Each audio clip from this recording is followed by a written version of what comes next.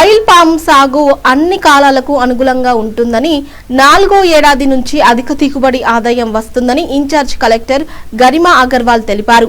Oil palm సాగుపై రైతులకు ఉద్యానవన వ్యవసాయ సహకార శాఖ ఆధ్వర్యంలో బోయిన్పల్లి ప్రాథమిక వ్యవసాయ సహకార సంఘం ఆవరణలో బుధవారం అవగాహన కార్యక్రమాన్ని నిర్వహించగా ముఖ్య అతిథిగా ఇన్ఛార్జి కలెక్టర్ గరిమా అగర్వాల్ హాజరయ్యారు.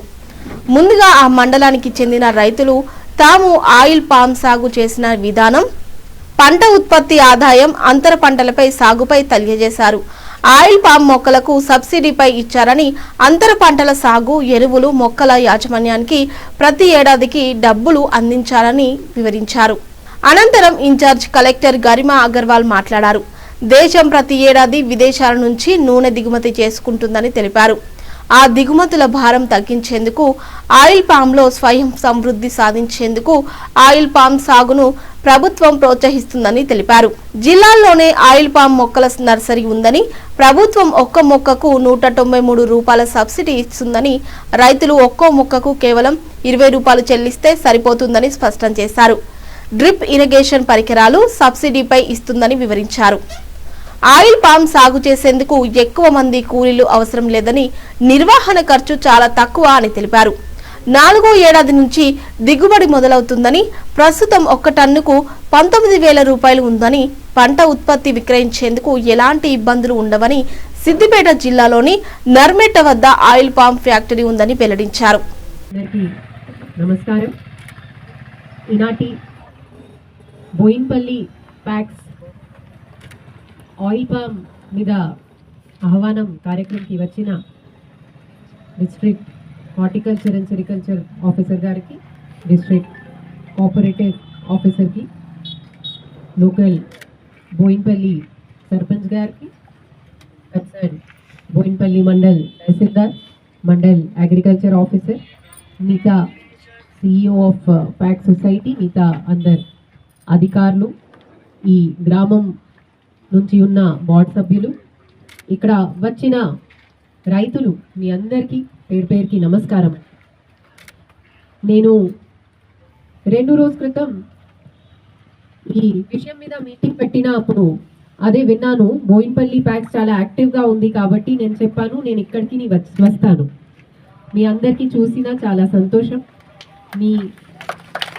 మీరు మీ ప్యాక్స్ బోయిన్పల్లి, మీ మండల్లో ఉన్న రైతులు ఒక ఎగ్జాంపుల్ సెట్ చేసుకోవాలి.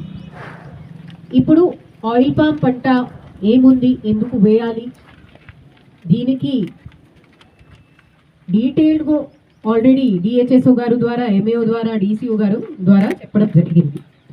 నేను ఇక్కడ ముఖ్యమైన 3 కారణాలు డిస్కస్ చేస్తాను ఎందుకు మీరు ఆయిల్ పామ్ వేయాలి.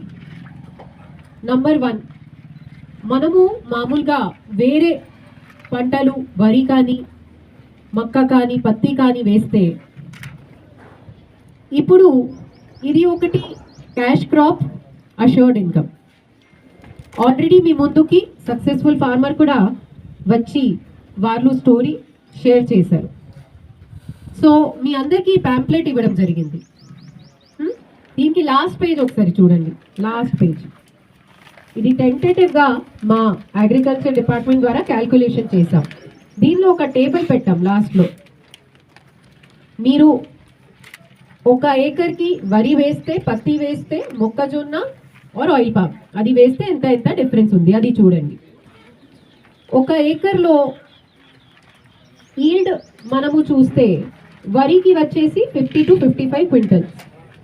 అదే మనము ఆయిల్ పామ్కి చూస్తే 4th సంవత్సరం, 4 సంవత్సరం నుంచి 3 to 4 టన్, అది కూడా నేను తక్కువ రాసాం, 4 to 5 టన్ వస్తుంది. 5th year onwards 5 to 6 ton, 6th year 6 to 8 టన్నులు, 7 to 8 ఇయర్లో 8 to 10 టన్నులు, అండ్ ఫైనల్గా 8th year onwards minimum 10 to 12 టన్నులు మీకు 1 ఏకర్కి ఈల్డ్. DHSO గారు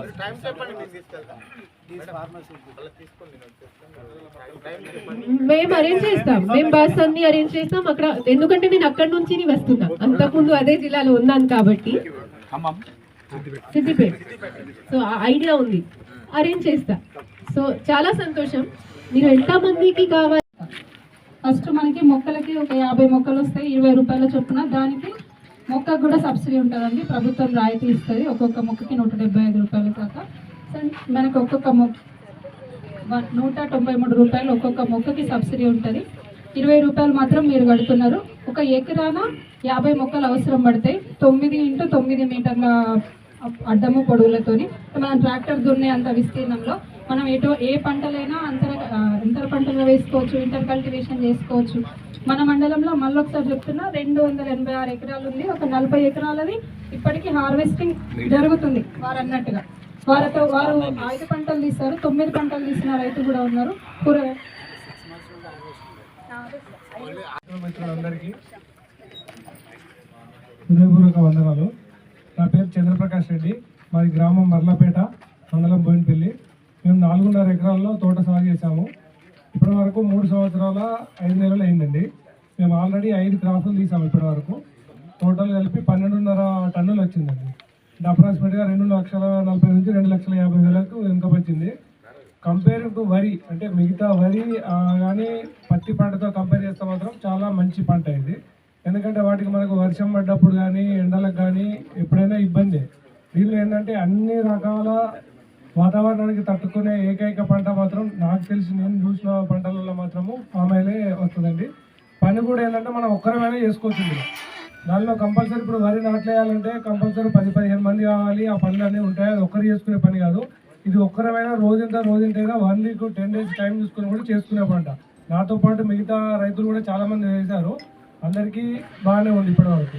కాకపోతే ఏంటంటే రోజు ఒక 2 గంటల టైం మాత్రం స్పెండ్ చేయాలి ఖచ్చితంగా. ఇప్పుడు మనం పొలాలకు కదా ఒడ్లు చుట్టూ అన్ని మళ్ళీ పట్టినాయా లేదా, పత్తిలో కదా కరెక్ట్ ఉన్నాయా లేదా అని ఎలా అయితే చెకప్ చేసుకుంటామో, దీన్ని కూడా ప్రతిరోజు కంపల్సరీ మనం ఒక పర్యవేక్షణ అనేది 2 గంటలు